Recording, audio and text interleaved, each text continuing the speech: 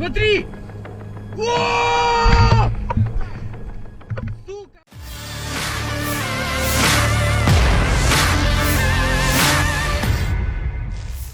Inilah rekaman detik-detik granat Ukraina melibas tentara Rusia dari jarak dekat.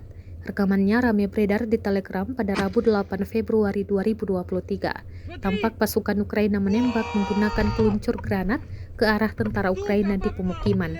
Dalam keterangan unggahan disebutkan, pejuang dari Brigade Pertahanan Darat ke-241 menghancurkan penjajah di dekat Bakhmut dengan bantuan amunisi peluncur granat termobarik RTB 7MA Bulgaria. Serangan diklaim tepat mengenai sasaran.